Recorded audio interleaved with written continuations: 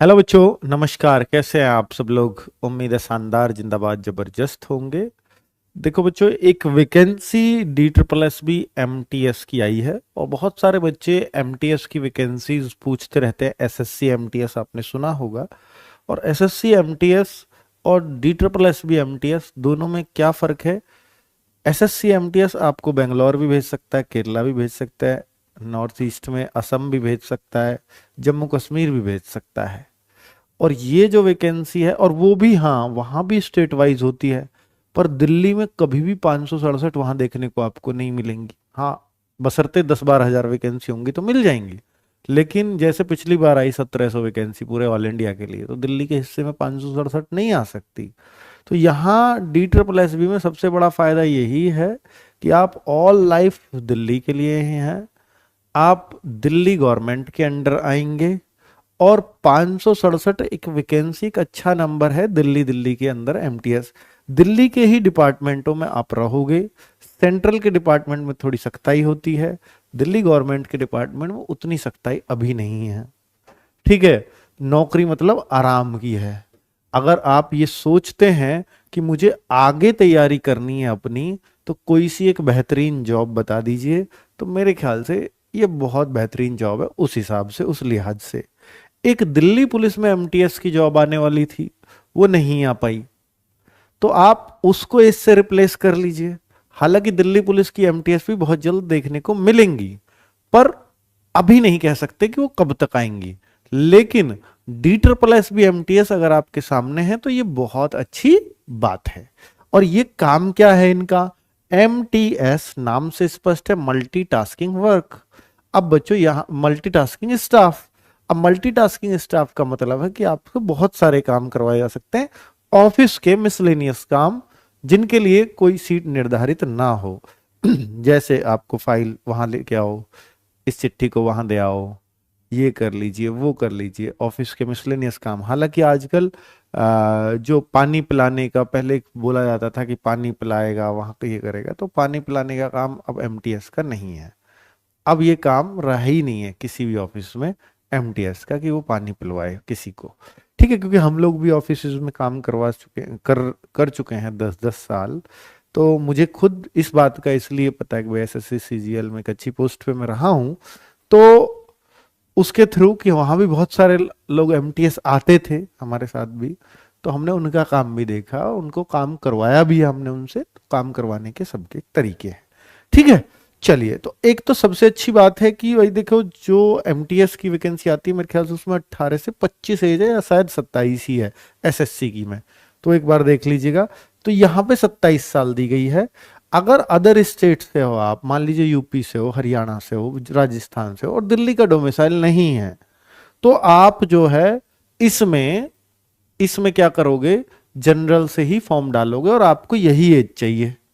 हाँ, अगर आप ओबीसी से हैं, एससी से हैं, एसटी से हैं, तो वो ओबीसी से हैं या ईडब्ल्यूएस से हैं, तो फिर आपको ओबीसी और ईडब्ल्यूएस का फायदा लेने के लिए एनसीटी ऑफ दिल्ली का ही सर्टिफिकेट चाहिए। ओबीसी का सेंट्रल वेंट्रल का नहीं चलता है यहाँ। ठीक है। एनसीटी ऑफ दिल्ली का तब बनेगा जब आप दिल्ली के मूल निवासी हो, अर्थात दिल्ली में रह रहे हो कहीं एड्रेस पर। अब SC ST के बच्चों की बात करूं, तो SC ST दिल्ली से आउटर में कहीं के भी आप SC ST हो, तो यहां दिल्ली की वैकेंसी में भी आप SC ST ही काउंट किए जाओगे। ये बहुत अच्छी बात है। तो SC SC रहेगा। यूपी का SC यूपी में SC में है, हरियाणा में SC में है, और राजस्थान में SC में है, तो वो यहां भी SC में ही काउंट होगा। लेकिन आप अगर ओबीसी या ईडब्ल्यूएस में हो, तो यहां जनरल कैटेगरी ही अपनी फिल करना। क्लियर, समझ में आ गई बात? चलिए बच्चों, अगर मैं इसके सैलरी की बात करूंगा तो वो भी आपको बताऊंगा अभी। ऑल लाइफ दिल्ली की नौकरी है, सबसे अच्छी बात है। आराम की नौकरी है, ये और अच्छी बात है। आगे बढ़ने के बहुत सारे चांसेस इस नौकरी में इसलिए हैं क्योंकि डिपार्टमेंटल भी एग्जाम होता है। डिपार्टमेंटल नहीं देते तो यहां आप और भी अपनी नौकरी की तैयारी कर सकते हो आगे बढ़ने के लिए, क्योंकि ये उस तरह की नौकरी है कि आपका बेरोजगार का टैग तो हटवाई देगी, और आराम से आपकी जेब में 25-30 हजार रुपए की पॉकेट मनी हर महीने आती रहेगी। उस तरह की नौकरी ये है। तो जीवन काटना है तो जीवन भी कट जाएगा, ऐसी नौकरी तो है। चलिए, अगर मैं देखूं कि भैया 8 फरवरी को, यानी फॉर्म कब आ रहे हैं सर, 8 फरवरी को आज से ही आ रहे हैं, 8 मार्च इसकी लास्ट डेट है, पोस्ट कोड 812 और 24, 812 24 इसका पोस्ट कोड है। मतलब हर दिल्ली की भर्ती को एक पोस्ट कोड दिया जाता है, ये उस तरह का ही पोस्ट कोड है, इससे आप कोई ज्यादा घबराए नहीं। ऑनलाइन फॉर्म आएंगे, लेकिन अभी लिंक एक्टिवेट नहीं हुआ है, हो सकता है कल से भरे जाए आराम से, तो इसलिए अभी कोई ज्यादा जल्दी मत मचाना बच्चे। यहां पर अगर मैं देखूं तो यहां ना इन्होंने डिपार्टमेंट वाइज बांटा हुआ है। डिपार्टमेंट जैसे वोमेन, दिल्ली के अंदर भी बहुत सारे डिपार्टमेंट होते हैं, वुमेन एंड चाइल्ड डेवलपमेंट, तो वुमेन एंड चाइल्ड डेवलपमेंट में सबसे ज्यादा वैकेंसी है, 567 में से 194 वैकेंसी तो वुमेन एंड चाइल्ड डेवलपमेंट में है। ये कैटेगरी वाइज भी खोल रखा है इन्होंने। सोशल वेलफेयर के लिए कितनी है, ट्रेनिंग एंड टेक्निकल एजुकेशन के डिपार्टमेंट में कितनी है, प्रिंसिपल अकाउंट ऑफिस में कितनी है, तो इसमें जैसे स्कूलों में भी लग जाती है आपकी duty. Directorate of economics and statistics, Delhi subordinate services, ये खुद DSSS बोर्ड है, जिस बोर्ड में ड्यूटी, मान लीजिए DSSS इसकी भर्ती करवा रहा है, DSSS में ही आप MTS लग जाएं, भाई उनका भी तो अपना ऑफिस होता होगा, जहां ये भर्तियां कब आ रही हैं, कैसे आ रही हैं, वहां भी तो कागज पत्र का काम होता है, तो वहां भी MTS चाहिए, तो उस बोर्ड में भी खुद में भी लग सकते हो आप। इससे आपको पहले से ही पता रहेगा कब कौन सी भर्ती आ रही है, टीचर की कब आएगी, आपको तो सबसे पहले पता रहेगा, है ना, क्योंकि आप उन्हीं के साथ काम कर रहे होंगे। तो ये आपके सारे डिपार्टमेंट हैं। अब आप बच्चे लोग कहेंगे कि सर हमें क्या डिपार्टमेंट भी चूज करना पड़ेगा, क्या डिपार्टमेंट की प्रेफरेंस भरनी पड़ेगी, या हम केवल एक ही डिपार्टमेंट में अप्लाई कर सकते हैं? ऐसा मेरे ख्याल से नहीं होना चाहिए। वैसे फॉर्म पे क्लैरिटी आएगी जब फॉर्म आ जाएंगे कि आपको किस तरफ से कैसे फॉर्म भरना है, ठीक है। तो मेरे ख्याल से पोस्ट प्रेफरेंस नहीं होगी सीधा, या डिपार्टमेंट प्रेफरेंस नहीं होगी, सीधा एक ही फॉर्म भरा जाएगा, एक ही एग्जाम है, फिर अपने हिसाब से वो डिपार्टमेंट आपको दे देंगे। ऐसा होना चाहिए, क्योंकि SSC में ऐसा ही होता है, डिपार्टमेंट आप अपनी चॉइस से नहीं ले सकते। चलो, मतलब बाद में प्रेफरेंस भरवाई जाती है, हो सकता है इसमें भी बाद में भरवा ली जाए, SSC से सीखें ये, वही ये बाद में, या अभी भरवा ली जाए फॉर्म में ही, तो ये अभी वो बाद का विषय है, जब फॉर्म आ जाएंगे तो उसमें पता चलेगा, ठीक है। इसके लिए नहीं कहा जा सकता। ये टोटल डिपार्टमेंट्स हैं जिनमें जितनी वैकेंसीज है वो लिख दी है इकट्ठी करके, पीछे कैटेगरी वाइज दिखाई है, अब ये टोटल गिनती बता दी है हमने, ठीक है। 567 ये टोटल वैकेंसीज है। चलो,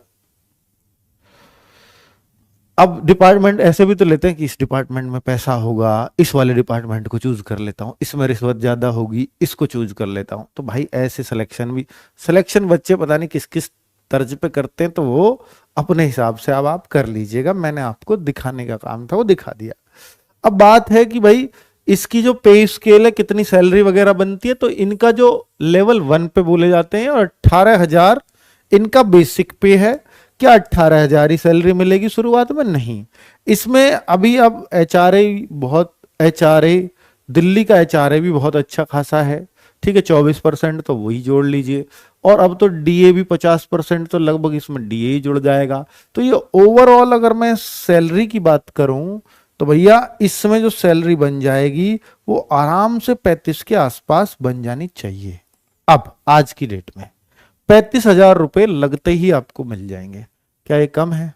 कम तो नहीं है, अच्छी खासी सैलरी है, ठीक है। बाकी आप सिपाही में भर्ती होते हो यूपी में, तो वहां भी इतने ही बनेंगे, 34-35,000 ही। तो ये तो यार यूपी पुलिस के सिपाही की बराबर तनख्वाह हो गई, तो कम तो है नहीं। चलिए, लेवल 1 है तो सबसे छोटी पोस्ट इसको माना जाता है MTS की को, यानी सरकारी नौकरी की शुरुआत यहीं से होती है, इससे छोटी कोई पोस्ट नहीं होती। आगे बच्चों, ये एज रिलैक्सेशन है, SC ST को 5 साल का, OBC अगर दिल्ली के हो तो मिलेगा, SC ST किसी भी स्टेट के हो तो 5 साल का रिलैक्सेशन आपको मिल जाएगा। फिजिकली हैंडीकैप्ड लोग भी इसमें भर सकते हैं, कोई फिजिकल नहीं है, कुछ नहीं है। PWD SC ST कैंडिडेट के लिए PWD भी है, मतलब फिजिकल हैंडीकैप्ड भी है, और SC ST भी है, तो फिर आपको 15 साल का एज रिलैक्सेशन मिलता है। तो उस तरह से आप अपना एज रिलैक्सेशन देख सकते हो। इसमें एक्स सर्विसमैन के लिए 10% पोस्ट फिक्स हैं, मतलब उन्हीं को दी जाएंगी। तो उसके लिए एक्स सर्विसमैन लोगों को उनकी कितना होना चाहिए, तो भाई साहब वो अपनी जॉब से जब आए हैं 3 साल के अंदर ले सकते हैं, और 55 साल की एज तक इस जॉब को ले सकते हैं। चलो, और विडो और वगैरह के लिए और थोड़ी सी छूट इसमें मिल जाती है। चलो अब अगर बात करें तो ऐसे डिपार्टमेंट वाइज अलग अलग एज भी दे रखे हैं इन्होंने कि इस डिपार्टमेंट में 18 से 27। तो एक ही डिपार्टमेंट ऐसा है DSSS, अगर आपकी एज 26 होगी तो वो आपको नहीं मिलेगा अगर आप जनरल में हैं तो। 18 से वहां 25 मांगी गई है DSSS डिपार्टमेंट में। हालांकि DSSS डिपार्टमेंट में जो वैकेंसीज हैं वो बहुत थोड़ी हैं। DSSS डिपार्टमेंट दिखा रहा हूं, Delhi subordinate services selection board, यानी जो भर्ती निकाल रहा है वही बोर्ड, उसमें सिर्फ इन 13 वैकेंसियों के लिए 18 से 25 एज है, बाकी सब ये सब 18 से 27 है। समझ गया, समझ में आ गई बात। चलो, केवल एक डिपार्टमेंट ऐसा है जिसमें एज थोड़ी सी कम है। बच्चे फीस जो है जनरल OBC EWS के लिए 100 रुपए है, बाकी और सारी कैटेगरी और फीमेल ऑल कैटेगरी के लिए 0 रुपए फीस है, कोई फीस नहीं। जो SSC का रूल है वही है फीस में। तो अब मैं बात कर लेता हूं कि एग्जाम, क्योंकि बहुत सारे बच्चे एग्जाम से रिलेटेड भी क्वेरी रखेंगे इसकी कि सर एग्जाम में क्या क्या आएगा। बहुत नौकरी तो अच्छी लग रही है, सब कुछ बहुत बढ़िया से समझा दिया है, बस अब देखिए फिजिकल कुछ नहीं है, सीधा PWD है कैंडिडेट, सब कुछ ना हाइट है ना चेस्ट है, कुछ नहीं, लड़का लड़की सब समान है इसमें, कट ऑफ एक ही लगनी है, लड़कियों की कोई अलग नहीं लगेगी। तो यहां पर 5 चीजें हैं जो भी कंपटीशन में चाहिए, उन 5 को गिनिए आप कौन सी हैं। उन 5 को, वो 5 ही इसमें बराबर नंबर की आएंगी।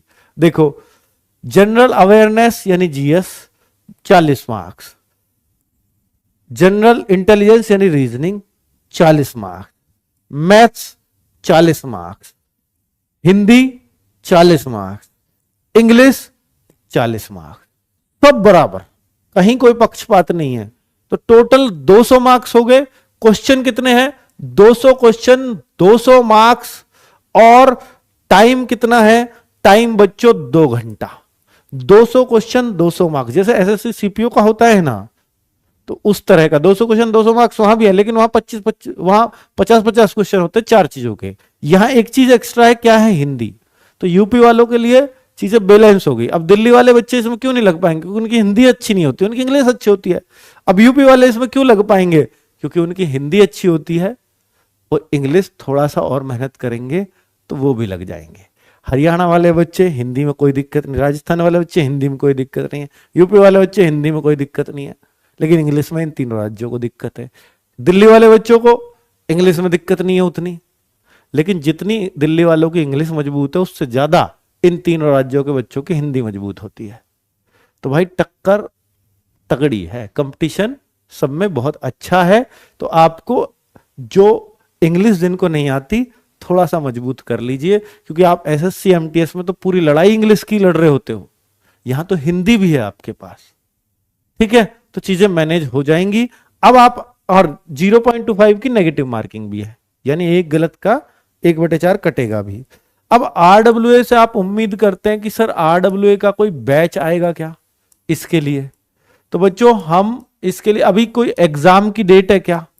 ये बहुत सारे सवाल आप बच्चों के मन में आते हैं। तो एग्जाम की डेट, जो एग्जाम DSSS भी करवाना शुरू करेगा, उसका जो अभी हमें सुनने में आया है वो ये है कि DSSS के एग्जाम जुलाई एंड अगस्त में होंगे, क्योंकि दिल्ली की जानकारी पता चलती रहती है। ठीक है, बहुत सारे लोग DSSS डिपार्टमेंट में हैं अपने, तो वहां जुलाई और अगस्त से पहले एग्जाम की कोई संभावना नहीं है। एग्जाम डेट मैंने आपको दे दी। अब RWA के बैच, क्योंकि RWA अपना SSC MTS के लिए भी एक बैच लाने वाला है, SSC MTS, तो उसी के साथ मैं DSSS MTS में बस मुझे हिंदी ही ऐड करनी है, चीजें वही है सब कुछ, तो इसमें बस मैं हिंदी एक्स्ट्रा कहूंगा। तो भाई इसके साथ ही मैं दोनों का बैच लेके आऊंगा जब लेके आऊंगा। ठीक है, DSSS के लिए भी और SSC MTS के लिए भी, दोनों में सेम चीजें होंगी, बस हिंदी एक्स्ट्रा होगी। ठीक है, बाकी सब चीजें तो एक सी हैं दोनों के पास। सिलेबस कोई खोला नहीं कि एडवांस आएगा नहीं आएगा, अब तक नहीं आया तो शायद नहीं आएगा, ऐसा ही हम मान के चलेंगे। ठीक है, तो सारी चीजें बच्चों आपको बता दी है। ये बैच अगर आएगा भी तो मैं आपको बता देता हूं, आइडिया दे देता हूं, 1 मार्च के आसपास से आएगा, 1 मार्च से। ठीक है, 1 मार्च से आप ये एक्सपेक्टेड मान लीजिए। चलो ओके बच्चों, नमस्कार, धन्यवाद।